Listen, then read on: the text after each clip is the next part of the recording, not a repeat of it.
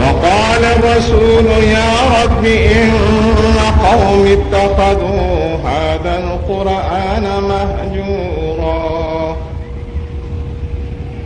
وقال الرسول اور اللہ کے رسول صلی اللہ علیہ وآلہ وسلم اللہ ذوالجلال والاکرام کے دربار میں عرض گزار ہوں گے، یا رب، اے میرے رب، ان قوم اتخذوا هذا القرآن مہجورا، بلا شبہ میری قوم نے قرآن پاک کو ترک کر دیا تھا، اس کو چھوڑ دیا تھا۔ ساری تعریفوں کے لائق اللہ سبحانہ و تعالی ہے۔ جناب رسول اللہ صلی اللہ علیہ وآلہ وسلم پر ان گنت درود و سلام۔ اللہ سبحانہ و تعالی نے قرآن پاک میں فرمایا 19ویں پارے کے اندر سورہ فرقان کی آیت نمبر 30، اللہ تعالیٰ نے قیامت کے حالات کے اندر فرمایا کہ قیامت کے دن جناب رسول اللہ صلی اللہ علیہ وآلہ وسلم کے بارے میں اللہ تعالیٰ نے فرمایا، اللہ تعالیٰ سے وہ کہیں گے، یا ربی، اے میرے رب، ان قوم اتخذوا هذا القرآن مہجورا، بے شک میری قوم نے قرآن پاک کو پس پشت ڈال دیا تھا، اس کو چھوڑ دیا تھا۔ میرے دوستو، جو چیز اللہ تبارک و تعالی مسلمان سے چاہتا ہے، جو اللہ سبحانہ و تعالی اپنے بندوں سے حضرت آدم علیہ السلام کی اولاد سے تقاضا کرتا ہے، وہ یہ ہے کہ ہم اس کے حکموں پر چلیں۔ جو اس نے شریعت اپنے پیغمبر علیہ السلام اور ان سے پہلے شریعتوں میں اللہ سبحانہ و تعالی نے بھیجی، ہم اس پر کاربند ہو جائیں۔ اللہ سبحانہ و تعالی ہم سے یہ تقاضا نہیں کرتا کہ کچھ لوگ اسلام کے ایک مسئلے کو پکڑ کے بیٹھ جائیں، دوسرے لوگ اسلام کے دوسرے مسئلے کو پکڑ کے بیٹھ جائیں، ایک گروہ تیسرے مسئلے کو لے کے بیٹھ جاتا ہے، اور کوئی فرقہ چوتھے مسئلے کو لے کے بیٹھ جاتا ہے، اس کو اپنی ما بہل امتیاز بنا لیا، اپنی علامت بنا لیا، اپنی پہچان بنا لیا، اور باقی اسلام کو چھوڑ دیا۔ اللہ سبحانہ و تعالی یہ بات پسند نہیں کرتا۔ اللہ سبحانہ و تعالی نے تمام پیغمبروں کو ہدایت کا پیغام دے کر بھیجا، اور پیغمبروں نے تکلیف دکھ اٹھائے، قوم کے سامنے وہ چیز رکھی جو اللہ تعالیٰ کو ناپسند تھی، قوم کو اس طرف بلایا جو بات قوم کو ناپسند تھی، جس کا چھوڑنا قوم کو ناپسند تھا۔ جناب رسول اللہ صلی اللہ علیہ وآلہ وسلم جب قوم کے پاس رسول بن کر آتے ہیں، آپ کس خاندان کے ہیں؟ آپ قریش خاندان کے ہیں، جو کہ عرب کے اندر سردار قبیلہ گنا جاتا تھا، اور پھر قریش کے اندر بھی جناب رسول اللہ صلی اللہ علیہ وآلہ وسلم بنو ہاشم کے اندر ہیں، جو بیت اللہ کے متولی تھے۔ جناب رسول اللہ صلی اللہ علیہ وآلہ وسلم خاندانی طور پر بڑے اونچے مرتبے کے درجے والے ہیں۔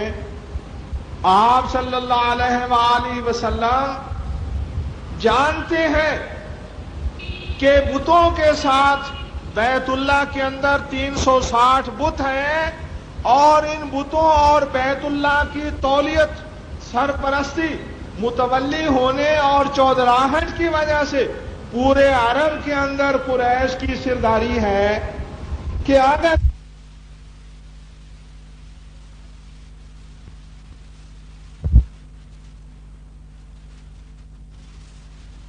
کے 360 بتوں کے ہمارے مذہبی مرکز کے متولیوں کا قافلہ، اگر وہ شام کو جاتے ہیں تو شام کے راستے میں ان کی تجارت کو کوئی نقصان نہیں پہنچاتا.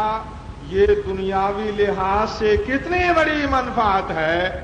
آج ملکوں کے تعلقات پر جو شخص نظر رکھتا ہے، پاکستان کیا چیز برآمد کر رہا ہے، کیا درآمد کر رہا ہے، اس بنیاد پر پاکستان کی معیشت کا دار و مدار ہے.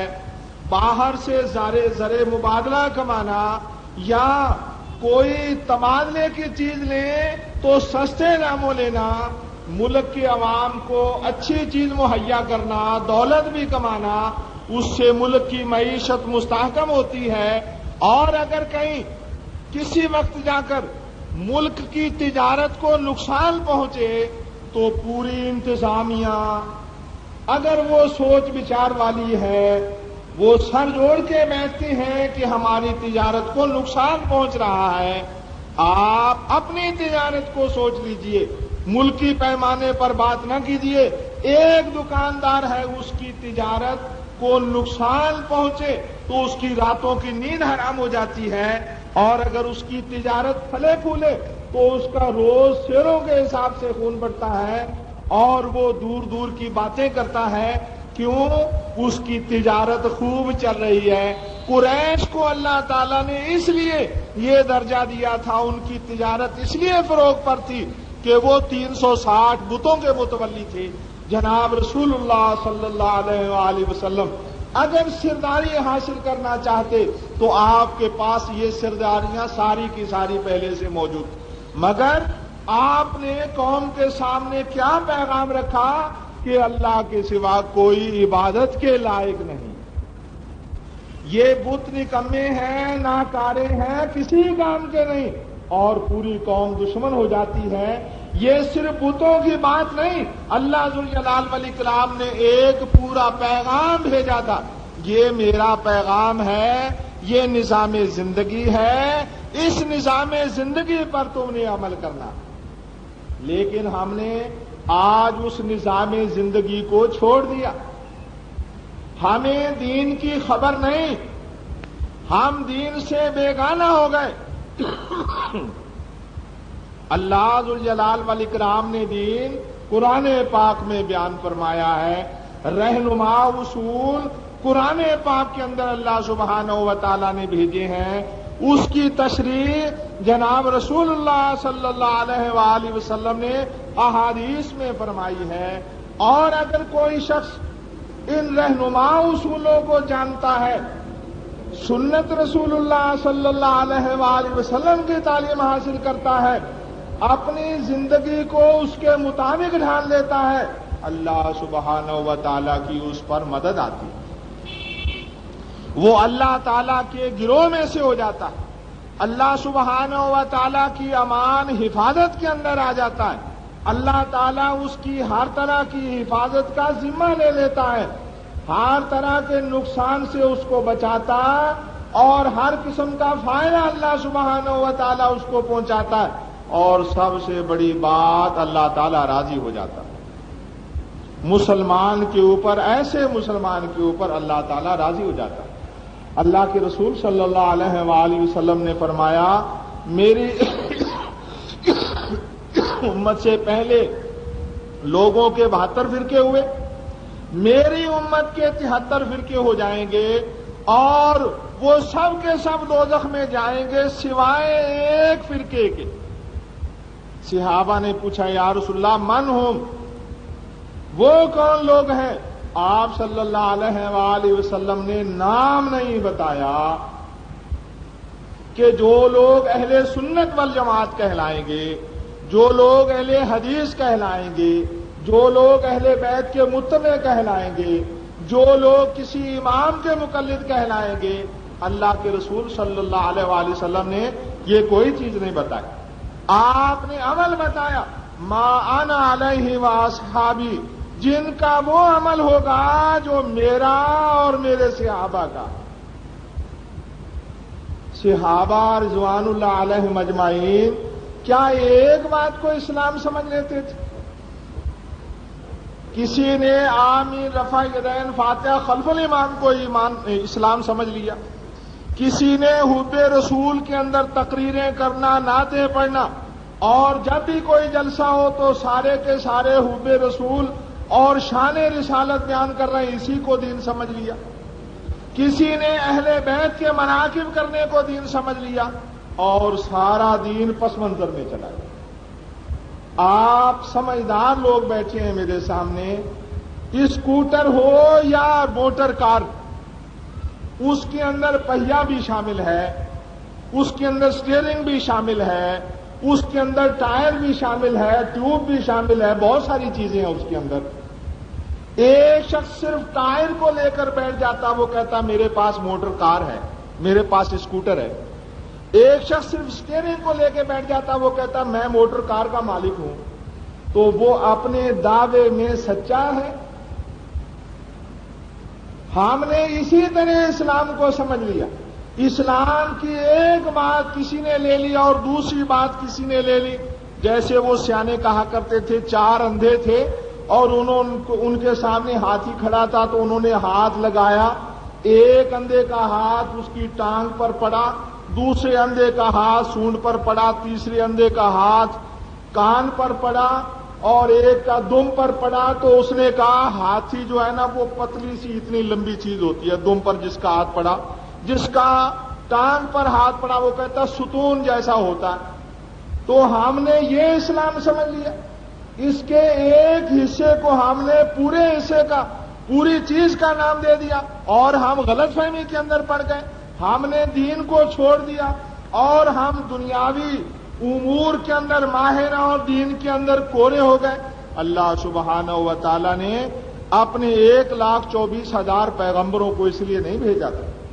یہ تو دین بڑا آسان تھا، یہ تو مکے والوں کے لیے، قریش مکہ کے لیے بالکل قابل قبول تھا.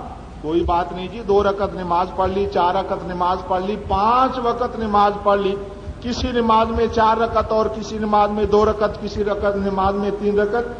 اور رمضان المبارک کے اندر صبح سے لے کے شام تک کھانے پینے سے باز رہے. اگر اس کا نام اسلام ہے تو پھر ہمیں منظور ہے جی، پھر ہمیں کوئی اعتراض نہیں. جناب رسول اللہ صلی اللہ علیہ وآلہ وسلم سے وہ بالکل جنگے مول نہ لیتے، وہ اپنی قوم کو بالکل پھوٹ کے اندر نہ ڈالتے، وہ متحد رہتے، ایک مٹھی رہتے. بالکل آسان مذہب ہے جس کو ہم نے اسلام سمجھ لیا ہے، یہ تو ساری دنیا کے لیے قابل قبول ہے. اسلام تو یہ ہے اپنی لگام، اپنی مہار، اپنی مرضی، اپنی منشا اللہ تعالیٰ اور اس کے رسول صلی اللہ علیہ وسلم کے ہاتھ میں دے دو. اب میری مرضی ختم، میری منشا ختم، میری چاہت ختم. میں لباس پہنوں گا تو اللہ اور اس کے رسول صلی اللہ علیہ وسلم کی مرضی کا، میں بولوں گا، زبان کو استعمال کروں گا تو اللہ اور اس کے رسول صلی اللہ علیہ وسلم کی مرضی کے مطابق، میں ہاتھ کو استعمال کروں گا تو اللہ اور اس کے رسول صلی اللہ علیہ وسلم کی مرضی کے مطابق. اسلام تو اس کا نام ہے اپنے آپ کو سراپا اللہ اور اس کے رسول صلی اللہ علیہ وسلم کے فرامین کے سانچے میں ڈال دو. یہ بات ہم نے نہ سمجھی اور اللہ ذوالجلال والاکرام کے دربار میں جناب رسول اللہ صلی اللہ علیہ وآلہ وسلم اسی کی شکایت کریں گے. وقال الرسول یا رب ان قوم اتخذوا هذا القرآن مہجورا.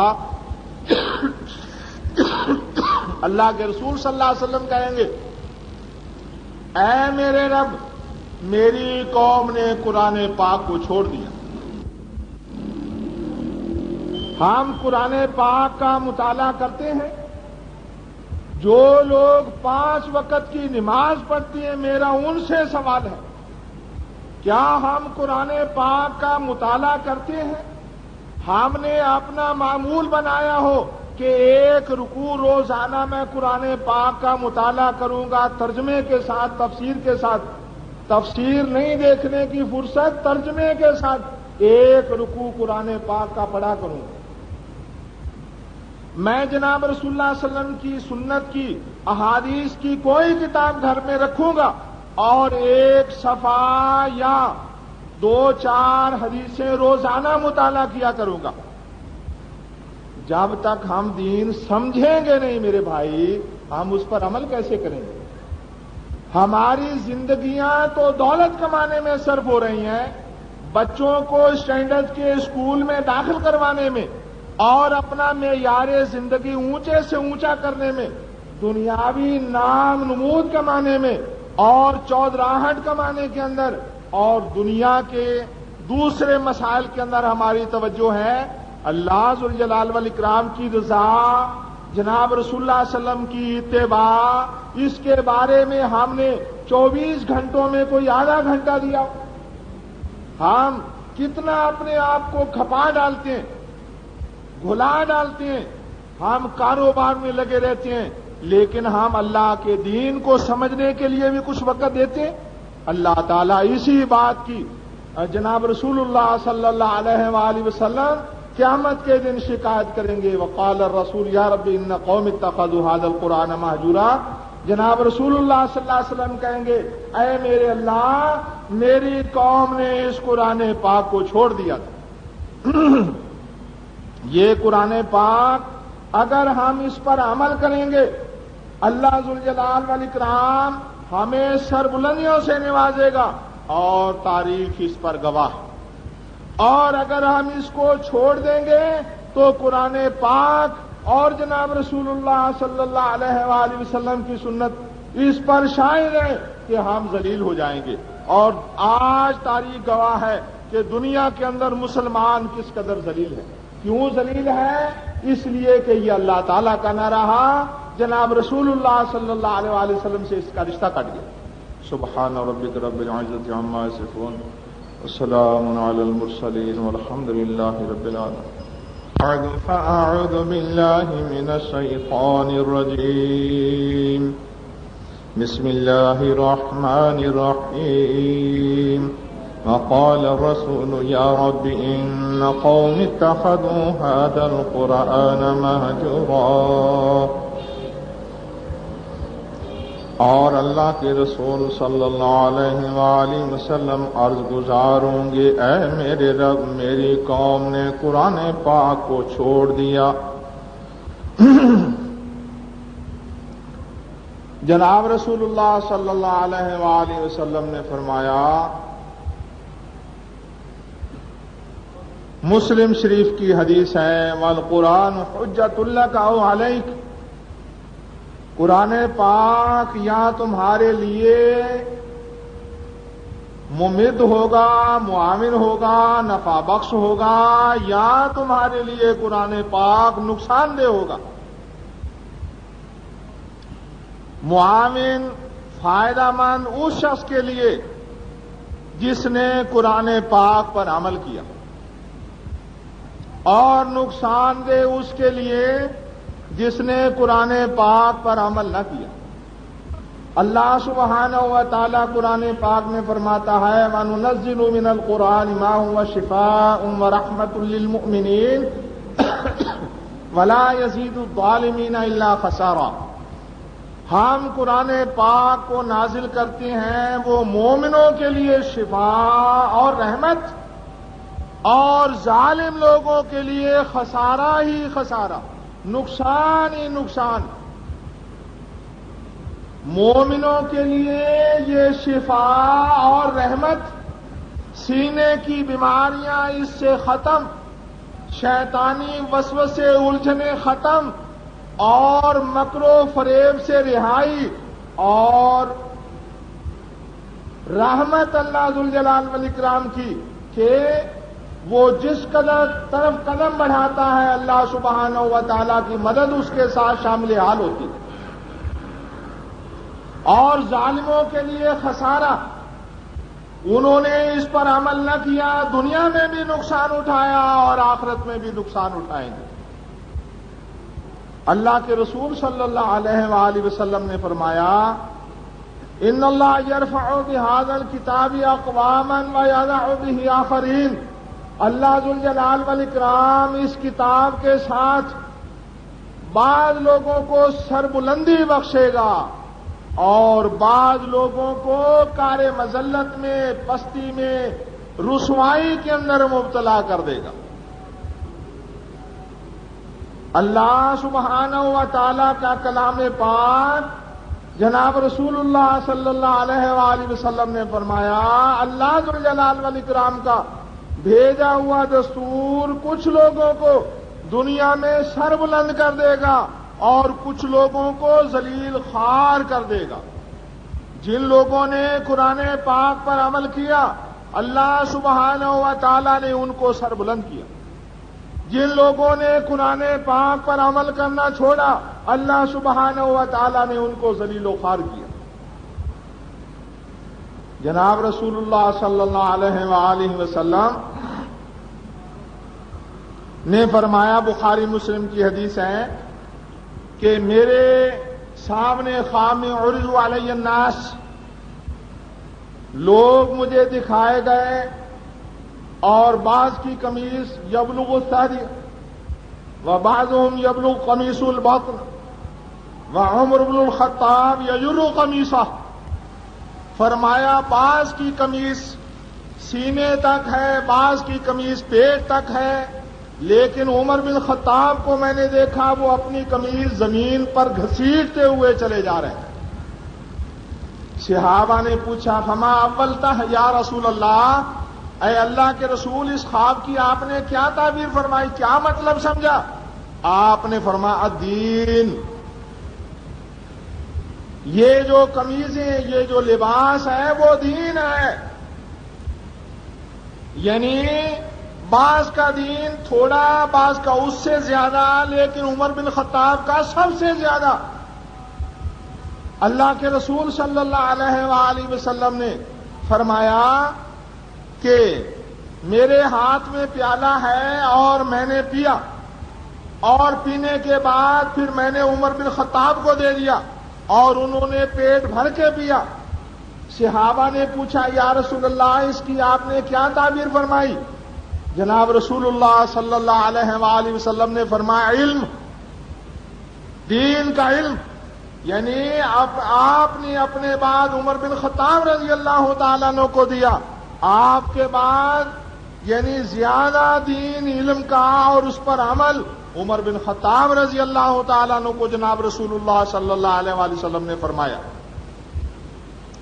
جناب رسول اللہ صلی اللہ علیہ وآلہ وسلم بیٹھے ہیں اور آپ کی بیگمات آپ کے پاس آئیں، یا رسول اللہ ہمیں یہ دیجئے، یہ دیجئے، یہ دیجئے، مطالبات کر رہی ہیں، اور صحابہ آ رہے ہیں، بیٹھ رہے ہیں اور ان کے مطالبات جاری ہیں۔ حضرت عمر بن خطاب رضی اللہ تعالیٰ عنہ آئے اور وہ عورتیں بھاگ گئیں۔ حضرت عمر بن خطاب رضی اللہ تعالیٰ عنہ نے فرمایا ویل لکن تہبننی ولا تہبنا رسول اللہ صلی اللہ علیہ وآلہ وسلم، تم پر افسوس، تم مجھ سے ڈرتی ہو اور اللہ کے رسول صلی اللہ علیہ وسلم سے نہیں ڈرتی ہو۔ تو انہوں نے کہا انت فظ واغلظ، آپ بڑے سخت ہیں، تندخو ہیں، غضبناک طبیعت والے ہیں آپ نے جناب رسول اللہ صلی اللہ علیہ وسلم نے مسکرا کے فرمائی یا ابن خطاب ما تسلک طریقا الا سلک الشیطان غیرہ، اے عمر بن خطاب جس راستے پر تو جائے شیطان وہ راستہ چھوڑ دیتا اور دوسرے راستے پر جاتا۔ یہ باتیں اللہ کے رسول صلی اللہ علیہ وسلم نے دین فرمایا۔ حضرت عمر بن خطاب کا سب سے زیادہ دین، حضرت عمر بن خطاب کا کتاب و سنت کا سب سے زیادہ علم، اور اس کا یہ نتیجہ، اس کا یہ انجام کہ شیطان ان سے ڈرتا۔ حضرت عمر بن خطاب رضی اللہ تعالیٰ عنہ نے امیر المومنین نے فرمایا سب سے بہتر لوگ صحابہ رضوان اللہ علیہم اجمعین تھے. ان کو کافرانہ رسوم کا بھی پتا تھا اور اسلامی عقائد اور اعمال کا بھی پتا تھا. اور اس کے بعد اچھے لوگ تابعین کہ ان کو کافرانہ خیالات نظریات تو معلوم نہیں لیکن اسلام کا بھرپور علم رکھتے تھے. اور آج ہمیں نہ کافرانہ رسوم کا پتہ ہے اور نہ اسلام کا پتہ. حضرت عمر بن خطاب رضی اللہ تعالیٰ عنہ امیر المومنین ہیں اور جا رہے ہیں، راستے میں ایک مریل سی بچی کھڑی ہے. جناب امیر المومنین عمر بن خطاب رضی اللہ عنہ فرمانے لگے یہ بچی کس کی ہے؟ بڑی کمزور ہے. حضرت عبداللہ بن عمر رضی اللہ عنہ عمر بن خطاب کے صاحبزادے عبداللہ بن عمر رضی اللہ عنہ پاس کھڑے ہیں. کہنے لگے امیر المومنین یہ آپ کی بچی ہے؟ میری بچی ہے؟ کون سی میری بیٹی؟ میری بیٹی تو نہیں ہے. نہیں جی آپ کی پوتی ہے، میری بیٹی ہے یہ. اس کا یہ حال کیوں ہو رہا ہے؟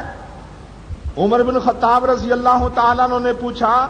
ان کے صاحبزادے کہتی ہیں آپ ہمیں دیتے تھوڑا ہے اس لیے یہ کھانے کو نہیں ملتا، بچی کمزور ہے. پہلے ان کو بیٹا کہہ رہے ہیں حضرت عمر بن خطاب رضی اللہ تعالیٰ عنہ، پہلے ان کو اپنا بیٹا کہہ رہے ہیں. اور جب انہوں نے یہ بات کہی تو کہنے لگے سنو میاں، سن اے شخص. کہتے ہیں اسمع ایھا الرجل، اے شخص سن میری بات. جو مسلمانوں کو حصہ ملے گا وہی تجھے حصہ ملے گا اور اس سے زیادہ میں تمہیں نہیں دے سکتا. یعنی دین کا یہ حال ہے عمر بن خطاب رضی اللہ تعالیٰ عنہ کے دین کا کہ وہ ٹکے سا جواب، کھرا کھرا روکھا جواب دے دیتے ہیں اور اس بات کا لحاظ نہیں وہ کرتے کہ میرے بیٹے کو زیادہ ملے. حضرت حفصہ رضی اللہ تعالیٰ عنہ جناب رسول اللہ صلی اللہ علیہ وسلم کی بیگم حضرت عمر بن خطاب رضی اللہ تعالیٰ عنہ کی صاحبزادی بیٹھی ہیں. ان کے پاس بنو علی کے لوگ آئے اور آ کے کہنے لگے کہ دیکھو حفصہ، جب اسلام میں تنگی ترشی تھی تو اس وقت تو ذرا موٹے کھسوٹے کپڑے پہننا، موٹے کھسوٹا کھانا کھانا یہ سمجھ میں آتا تھا، لیکن آج اللہ ذوالجلال والاکرام نے اتنی فراوانی دے دی ہے. عمر بن خطاب آج بھی بہت زیادہ موٹا کھسوٹا کھاتے اور پہنتے ہیں. ان سے کہو کہ اتنی اپنے اوپر سختی نہ کیا کریں. حضرت حفصہ رضی اللہ تعالیٰ عنہ گویا بات کو قبول کر لیتی ہیں اور جب عمر بن خطاب رضی اللہ تعالیٰ عنہ آتے ہیں تو وہ کہتی ہیں امیر المومنین میرے پاس کچھ لوگ آئے تھے اور وہ یہ کہہ رہے تھے اور آپ کو ایسا کر لینا چاہیے. حضرت عمر بن خطاب رضی اللہ عنہ فرماتے ہیں یا حفصہ نصحت قومک وغششت اباک. اے حفصہ تم نے اپنی قوم سے تو خیر خواہی کی لیکن اپنے باپ کی تم نے خیانت کی. پھر جناب رسول اللہ صلی اللہ علیہ وسلم کی زندگی بتائی حضرت عمر بن خطاب رضی اللہ عنہ نے. حضرت ابو بکر صدیق رضی اللہ تعالیٰ عنہ کی زندگی بتائی اور حضرت حفصہ رضی اللہ تعالیٰ عنہ جناب رسول اللہ صلی اللہ علیہ وسلم کی زندگی سن کے رونے لگی. کہنے لگے کہ میں ان کی راہ کو نہیں چھوڑوں گا، جس راہ پر وہ چلتے گئے ہیں اسی راہ کو میں ہمیشہ اپناؤں گا. یہ دینداری. اپنی بیٹی سے کہنے لگے دیکھو بیٹا تمہارا میرے مال میں حق ہے، تمہارا میرے جسم پر حق ہے، میرے دین میں تمہارا کوئی حق نہیں. اگر میرے پاس مسلمانوں کی امانت ہے تو وہ میرا دین ہے. تم کہو کہ میں مسلمانوں کی امانت اللے تللے اڑا دوں، یہ میرے دین کا مسئلہ، اس میں تمہارا کوئی حق نہیں ہے. ایک گورنر ان سے کہتے ہیں امیر المومنین آپ کے پاس مسلمانوں کا بیت المال پڑا ہے، سب سے زیادہ آپ کا اس میں حق ہے، آپ کیوں نہیں اچھا کھاتے اور اچھا پہنتے؟ حضرت عمر بن خطاب رضی اللہ تعالیٰ عنہ لکڑی اٹھاتے ہیں، ہاتھ میں جو درہ تھا وہ اٹھاتے اور اس کے ایک مارا. کہنے لگے مارت اللہ بکلمتی کا ہادہ، تم نے اپنی یہ جو تم نے بات کی ہے اس بات سے تم نے اللہ تعالیٰ کو راضی کرنا نہیں چاہا، تمہارا بات کرنے سے مقصد اللہ کی رضا حاصل کرنا نہیں تھا، مجھے راضی کرنا تھا۔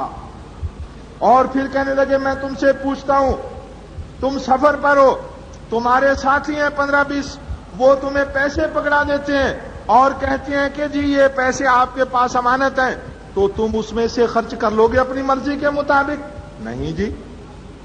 وہ حارث بن ربیع کہنے لگے نہیں جی اس میں میں خرچ نہیں کروں گا۔ کہنے لگے یہی مسلمانوں کا جو بیت المال ہے میرے پاس امانت ہے، اس میں میں اپنی مرضی سے خرچ نہیں کروں گا۔ میرا عرض کرنے کا مقصد، حضرت رسول اللہ صلی اللہ علیہ وآلہ وسلم نے فرمایا عمر بن خطاب کا سب سے مضبوط دین، آپ نے فرمایا بخاری مسلم کی حدیث، میں ڈول سے پانی کھینچ رہا ہوں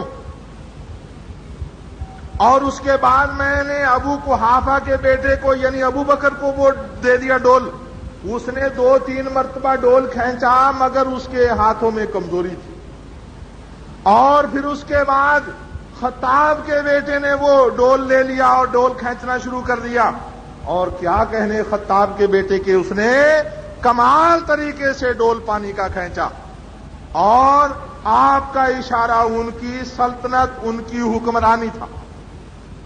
حکمرانی کے اندر انہوں نے اپنے آپ کو بھی کس کے رکھا اور گورنروں کو بھی کس کے رکھا، اللہ کی کتاب پر پورا پورا عمل کیا، جناب رسول اللہ صلی اللہ علیہ وآلہ وسلم کی سنت پر پورا پورا عمل کیا۔ کافر آج تک کہتے ہیں حضرت عمر بن خطاب رضی اللہ تعالیٰ عنہ کی زندگی پڑھنے والے کہ اگر مسلمانوں میں ایک اور عمر بن خطاب ہو جاتا تو پوری دنیا پر اسلام پھیل جاتا۔ اللہ تعالیٰ نے یہ سربلندی کیوں دی؟ اس لیے کہ ان کا کتاب و سنت کے اوپر عمل تھا۔ لوگوں سے ایسا کام کرے تو تم مجھے اس کی اطلاع دو۔ حضرت عمرو بن عاص رضی اللہ تعالیٰ عنہ کا بیٹا مصر کے گورنر ہیں، حضرت عمرو بن عاص رضی اللہ تعالیٰ عنہ، ان کا بیٹا ایک دیہاتی انسان کے ساتھ اپنے اونٹ کا مقابلہ کرتا، اونٹ دوڑاتا ہے اور دیہاتی کا، بدوی کا اونٹ آگے نکل جاتا ہے، عمرو بن عاص رضی اللہ تعالیٰ عنہ کے بیٹے کا اونٹ پیچھے رہ جاتا ہے۔ ان کو غصہ آتا ہے، سبکی محسوس کرتے ہیں، وہ اپنی توہین محسوس کرتے ہیں اور اس کو لکڑیاں مار دی، چابک مار دیے، دیہاتی کو مارا۔ وہ دیہاتی وہاں سے مصر سے چلتا ہے، اس کو معلوم ہے، عدل فاروقی معلوم ہے، حضرت عمر بن خطاب رضی اللہ عنہ کس طرح لوگوں کی بات سنتے معلوم ہے، کیوں اللہ تعالیٰ نے عمر بن خطاب کو نگران مقرر کیا۔ عمر بن خطاب اپنے آپ کو نگران سمجھتے ہیں، اللہ کی کتاب کے اوپر ان کا عمل ہے، جناب رسول اللہ صلی اللہ علیہ وسلم کے فرامین پر ان کا عمل ہے۔ پہنچتا ہے اور واقعہ رودات سناتا ہے، حضرت عمر بن خطاب رضی اللہ عنہ بلا بھیجتے ہیں، اور جب باپ بیٹا دونوں کو بلا بھیجا، جب سامنے آئے اس دیہاتی سے کہا اب تم مارو اس لڑکے کو، اس گورنر زادے کو اب تم مارو، اور وہ دیہاتی مارتا ہے۔ جب وہ اپنا پورا بدلہ لے لیتا ہے تو کہتے ہیں 2-4 عمرو بن عاص کے بھی لگا دو۔ نہیں جناب انہوں نے مجھے نہیں مارا۔ رعایا بھی کتنی عدل پرور ہے، رعایا کے دل و دماغ پر بھی انصاف کا کتنا، غصے میں نہیں، آپے سے باہر نہیں، اسلام کی حدود کے اندر ہے۔ اس کے بھی لوگ 2-4 لگا دو، عمرو بن عاص کے گورنر کے بھی 2-4 لگا دو۔ نہیں جناب انہوں نے مجھے نہیں مارا، میں تو چاہتا تھا تم 2-4 اس کے بھی لگا دیتے۔ اپنے بیٹے کو سمجھایا کیوں نہیں؟ ایک شخص کا واقعہ آ کر بتایا تو پتا چلا کہ انہوں نے دربان رکھ لیا، پہرے دار، چوکیدار رکھ لیا، اندر کسی کو جانے نہیں دیتا، اور یہ ہے۔ حضرت عمر بن خطاب رضی اللہ عنہ اس گورنر کو بلوایا، اس کے پاس اس کو 40-50 بھیڑ بکریاں دی اور ایک لکڑی دی، اور اون کا موٹا کھسوٹا، جو جیسے دیہات میں پہلے کھدر ہوتا تھا، موٹا کھسوٹا کپڑا پہننے کو دیا، یہ کپڑا پہنو، یہ لکڑی لو اور یہ 40-50 بکریاں جنگلوں میں چرایا کرو۔ حضرت یہ ہم سے ہو نہیں سکتا۔ کیوں؟ تم عربی ہو اور عربی لوگ تو ہمیشہ یہ کام کرتے ہیں۔ نہیں جی میں معذرت چاہتا ہوں، میں معافی چاہتا ہوں، میں آئندہ ایسا نہیں کروں گا۔ عمر بن خطاب رضی اللہ تعالیٰ عنہ اللہ تعالیٰ کے حکم کے خلاف جانے والے کو نہ اپنے آپ کو وہ اس کے خلاف لے کے جاتے ہیں، نہ خلاف جانے والے کو معاف کرتے ہیں۔ وہ اللہ تعالیٰ نے کتنا ان کو نوازا۔ جب ایران فتح ہوا اور وہاں کوفہ ایک چھاؤنی بسانے کی ضرورت پیش آئی، حضرت عمر بن خطاب رضی اللہ تعالیٰ عنہ نے جگہ پسند کرنے کے لیے بھیجا، اور جب کوفہ کی جگہ چھاؤنی کے لیے پسند آئی، آ کے لوگوں نے بتایا تو انہوں نے ایک ہی ہدایت کی حضرت عمر بن خطاب رضی اللہ تعالیٰ عنہ نے کیا، الزم السنہ تلزم دولتکم، سنت کو مضبوطی سے پکڑے رکھنا، تمہاری حکومت بڑھتی پھولتی چلی جائے گی۔ اللہ کے رسول صلی اللہ علیہ وآلہ وسلم نے فرمایا تھا کہ جب تک میری امت روزہ جلدی افطار کریں گے وہ خیر پر رہیں گے، وہ بھلائی کی راہ پر رہیں گے۔ آپ نے فرمایا یہود نصارہ کی مخالفت کرو اور تم سنتوں کو مضبوطی سے پکڑو۔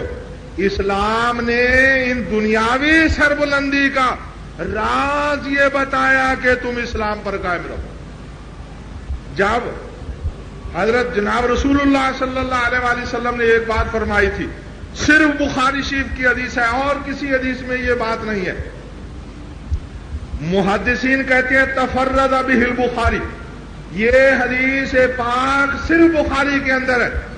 جناب رسول اللہ صلی اللہ علیہ وآلہ وسلم نے 2 لشکروں کی پیش گوئی فرمائی تھی، اور پہلے لشکر کے بارے میں فرمایا یہ سمندری لڑائی لڑیں گے، دوسرے لشکر کے بارے میں فرمایا یہ روم کے شہر پر حملہ کریں گے۔ پہلوں کے لیے آپ نے فرمایا وہ جنت کے مستحق ہیں، دوسرے گروہ کے لیے آپ نے فرمایا یہ مغفور لہم ہیں، اللہ تعالیٰ نے ان کی خطاؤں کو بخش دیا۔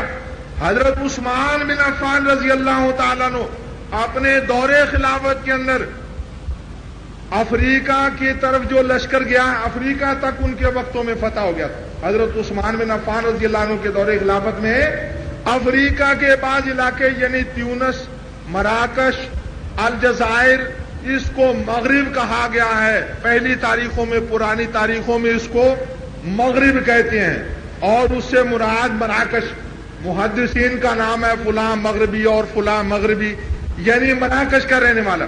ان کو امیر المومنین عثمان بن عفان رضی اللہ عنہ نے کہا جناب رسول اللہ صلی اللہ علیہ وسلم کا فرمان ہے جو لوگ قسطنطنیہ پر حملہ کریں گے وہ سارے بخشے ہوئے ہیں، تم اندلس کے راستے، اسپین کے راستے اور یہ جنوبی یورپ اور مشرقی یورپ اس کو فتح کرتے ہوئے تم قسطنطنیہ پر پہنچو، یعنی اٹلی اور روم، یہ جو علاقہ ترکیہ کے ساتھ ملتا ہے، قبرص کا جزیرہ ادھر ہے اور ادھر وہ استنبول کا شہر ہے، قسطنطنیہ کا شہر، وہاں جناب رسول اللہ صلی اللہ علیہ وسلم نے فرمایا جو لوگ حملہ کریں گے وہ سارے بخشے ہوئے ہیں۔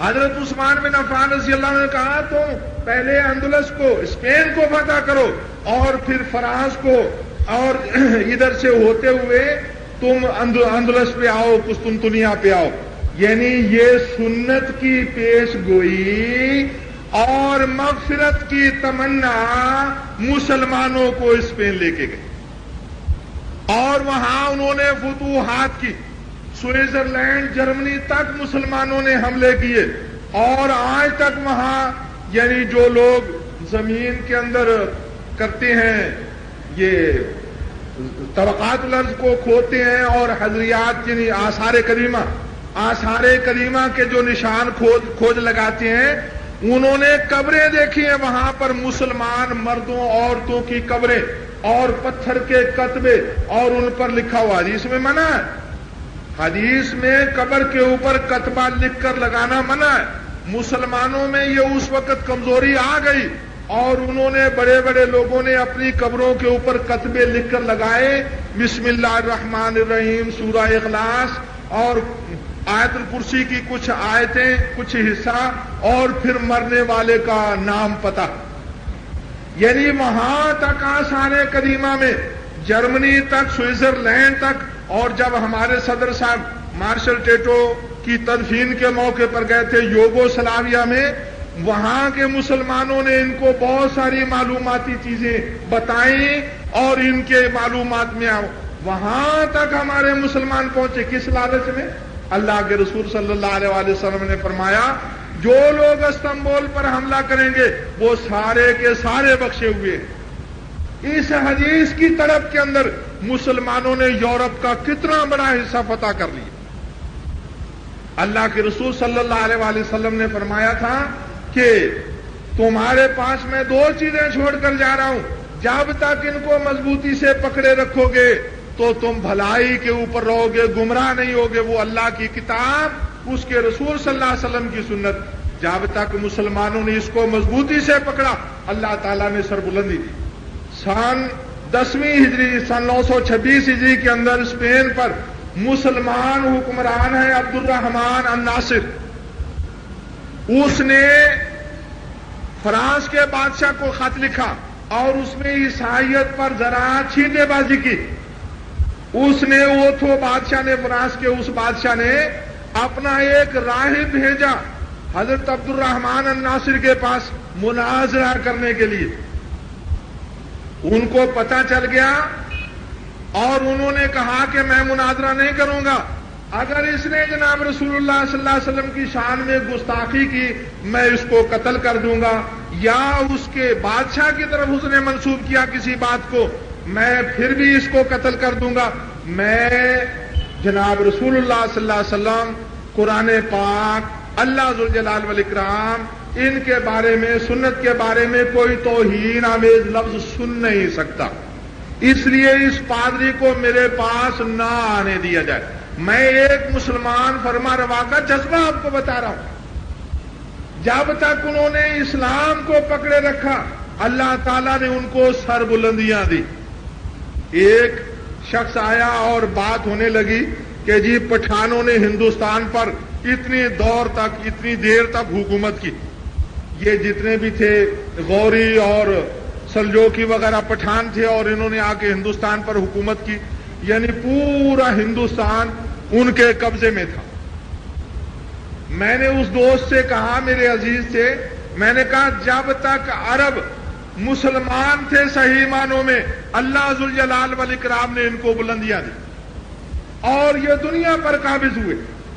افریقہ انہوں نے فتح کیا. حضرت عمر بن خطاب رضی اللہ عنہ کے دور خلافت میں ترکیہ, یہ جو ترکستان ہے, اس پر حملے کر دیے گئے تھے. یہاں تک اسلامی سلطنت پہنچ چکی تھی اور حضرت عثمان رضی اللہ عنہ کے زمانے میں افریقہ پر حملے کر دیے گئے اور افریقہ فتح کر لیا گیا. اور جب مسلمان اپنے دین کو چھوڑ بیٹھے, جن تاتاریوں کو مسلمانوں نے فتح کیا تھا ترکستان کو, وہی تاتاری اب آئے اور سلطنت عباسیہ کی اینٹ سے اینٹ بجا دی. جب مسلمان تھے, مسلمان تو اس وقت وہ فاتح تھے, اور جب اسلام کو چھوڑ بیٹھے وہ تاتاری, پہلے انہوں نے سلطنت عباسیہ کو توڑا اور آج وہی تاتاری قوم روس وغیرہ وہ افغانستان کے اوپر ڈیرے جمائے بیٹھے. یہ اسلام کو چھوڑنے کی ذلت ہے, رسوائی ہے. میرے بھائی, ہم نے ایک ایک چیز کو جو اسلام سمجھ لیا. اگر آپ کے پاس گاڑی ہے اور اس میں ایک اوزار نہیں ہے, ایک ٹائر نہیں ہے, آپ کی گاڑی بیکار ہے. اس کا انجن ٹھیک ہے, ساری چیز ٹھیک ہے, ایک ٹائر نہیں ہے, آپ کی گاڑی نہیں چلے گی. یہ تو دنیا کی مثال تو ہمیں یہ کہتی ہے کہ اسلام میں اگر ہم نے تھوڑا سا نقص دکھایا تو اسلام کارآمد نہیں رہ جائے گا. ایک دفعہ مسلمان ایک جگہ پر حملہ آور ہے اور فتح نہیں ہو رہی. وہ کہنے لگے کیا بات ہے, وجہ کیا ہے؟ پھر پتا چلا ہم نے سنت رسول, ایک سنت رسول کو چھوڑ رکھا ہے, مسواک کو. انہوں نے مسواک کرنا شروع کر دی. وہ لوگ ڈر گئے کہ یہ لوگ تو دانت تیز کر رہے ہیں, ہمیں کھا جائیں گے. اور تاریخ میں ایسی مثالیں موجود ہیں. جب ترکوں پر مسلمانوں نے ترکستان پر حملہ کیا تو ترکوں کا یہ نظریہ تھا کہ یہ مسلمان ایسی قوم ہے, ان کو موت نہیں آتی, یہ بڑھتے ہی چلے جا رہے ہیں, بڑھتے ہی چلے جا رہے ہیں, ان کو موت نہیں آتی. اور پھر انہوں نے تجربہ کرنا چاہا. ایک شخص پہاڑ کی چوٹی پر چھپ کے بیٹھ گیا مسلمان ادھر سے جا رہا تھا، اس نے کس کے تیر چلایا اور اس کو لگا، مسلمان شہید ہو گیا. پھر ان کا یہ عقیدہ ہوا کہ نہیں یہ مرتے ہیں، ورنہ مسلمانوں کے بارے میں ترکوں کا یہ عقیدہ ہو گیا تھا یہ لوگ مرتے نہیں ہیں، اس لیے جب مسلمان فوج جاتی وہ بھاگ جاتے تھے. جب ہم اسلام پر تھے تو ہماری ہیبت اللہ تعالیٰ نے دنیا کی قوموں میں ڈال دی تھی، ان کے دلوں میں، اور جب ہم اسلام کو چھوڑ بیٹھے تو ہم ذلیل ہو گئے. جناب رسول اللہ صلی اللہ علیہ وسلم نے ایک صحابی کو ایک عیسائی بادشاہ کے پاس بھیجا. عیسائی بادشاہ نے مسلمان سفیر کی عزت کی. یہ جناب رسول اللہ صلی اللہ علیہ وسلم کی بات نہیں، آپ کے بعد کی بات ہے. اس نے مسلمان سفیر کی عزت کی اور سونے کی کرسی پر بٹھایا. صحابی رسول نے کچھ دھیان نہیں دیا اور وہ سونے کی کرسی پر بیٹھ گیا. جب اس نے دیکھا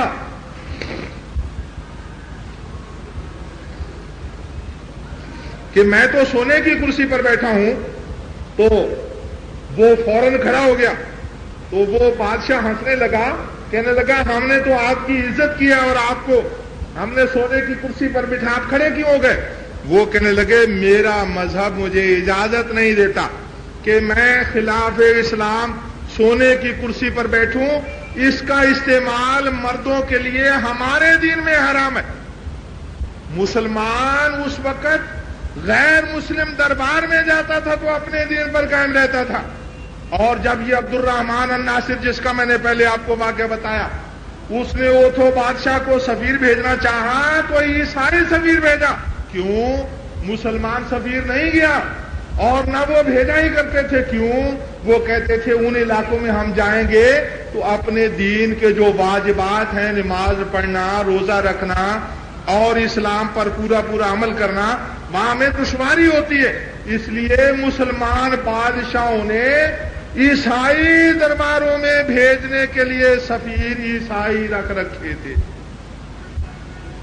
مسلمان اپنے دین پر اتنا مضبوط تھا کہ وہ غیر مسلم علاقے میں جاتا تھا تو دین پر عمل کرتا تھا، دشواری پیش آتی تھی تو وہ کہتا تھا میں اس علاقے میں جاتا ہی نہیں. اور آج ہمارے گھروں میں اسلام اجنبی، مسلمان گھروں میں اسلام اجنبی ہے، ہمیں اسلام کی خبر نہیں.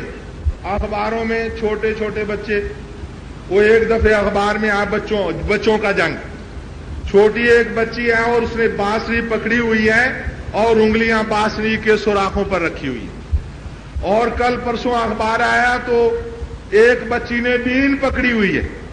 یعنی یہ مسلمانوں کو تعلیم دی جا رہی ہے. اور ایک دن میں نے دیکھا ایک آدمی کار لیے جا رہا اور پیچھے وہ جو ہوتی ہے ڈگی، اس کے اندر اس نے 3-4 تبلے رکھے ہوئے.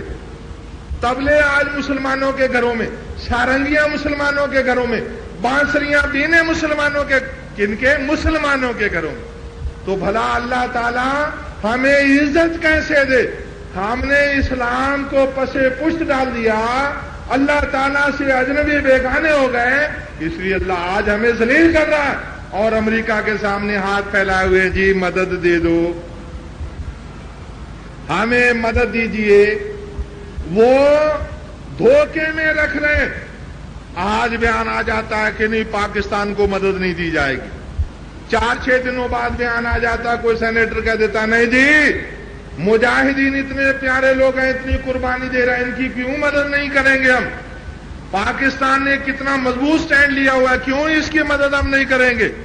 کبھی بیان آ جاتا ہے نہیں مدد دیں گے، اور کبھی بیان آ جاتا ہے غیروں کے، عیسائیوں کے، اللہ اور اس کے رسول صلی اللہ علیہ وسلم کے دشمنوں کے رحم و کرم کے اوپر ہم بیٹھے ہوئے ہیں، کیوں ہم نے اسلام چھوڑ دی. ورنہ ٹیکنالوجی ہم سے وہ لوگ لیا کرتے تھے. آپ تاریخ پڑھیں، ہم سے انہوں نے یہ چیزیں سیکھی ہیں. اور جب ہم نے اسلام چھوڑ دیا تو سائنس میں، ٹیکنالوجی میں وہ آگے بڑھ گئے اور ہم پیچھے رہ گئے. یہ ایک موٹا اصول ہے.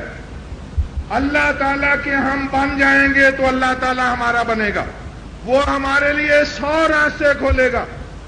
امام ابن کثیر رحمہ اللہ نے لکھا ہے کہ ایک جگہ آثار قدیمہ کھودے جا رہے تھے، ایک صندوق نکلا، کھجور کی گٹھلی کے برابر اس میں گیہوں کے دانے، کھجور کی گٹھلی کے برابر گندم کے دانے، اور لکھا ہوا ہے کہ یہ فلاں منصف و عدل پرور بادشاہ کے زمانے کے گیہوں ہیں۔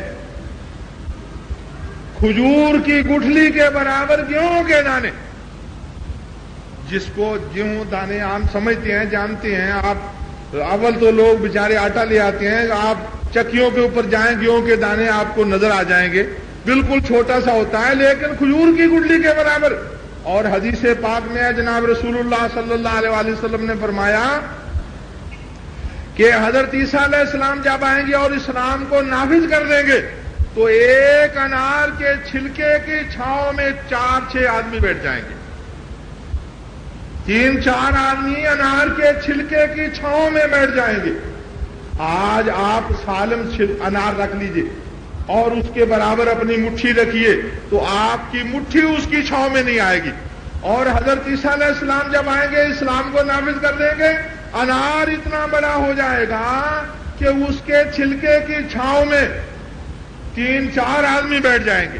ایک جگہ درس ہوا اور ایک شخص درس کے بعد میرے پاس آیا، کہنے لگا جی یہ حدیث آپ نے سنائی؟ میں نے کہا ہاں جی جناب رسول اللہ صلی اللہ علیہ وسلم کی حدیث ہے جی، مجھے بڑی خوشی ہوئی یہ حدیث سن کے۔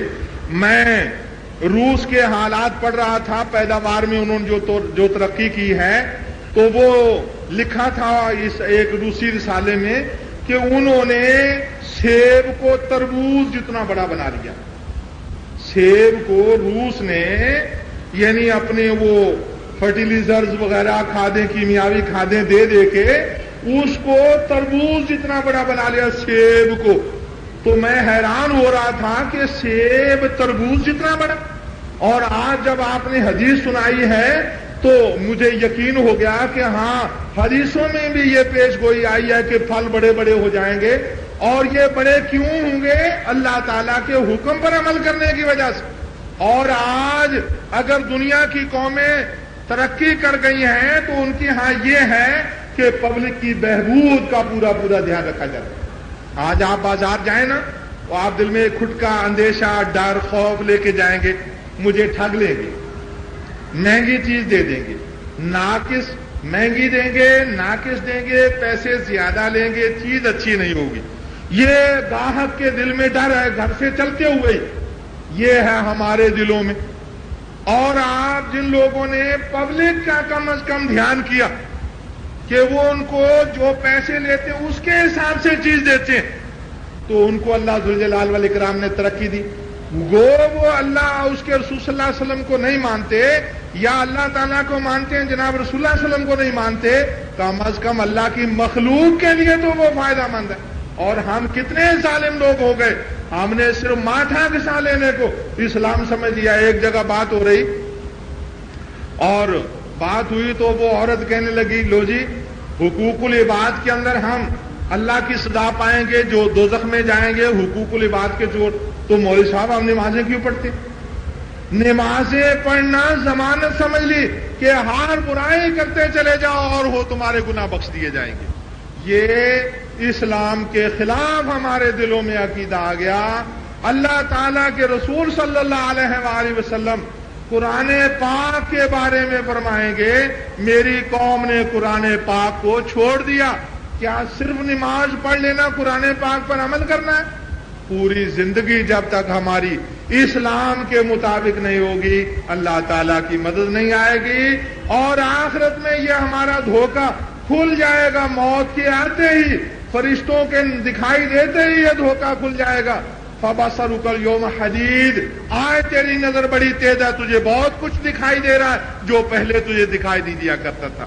اللہ تعالیٰ مجھے آپ کو اسلام پر عمل کرنے والا بنائے، اللہ تعالیٰ مجھے آپ کو اسلام کا مطالعہ کرنے والا بنائے۔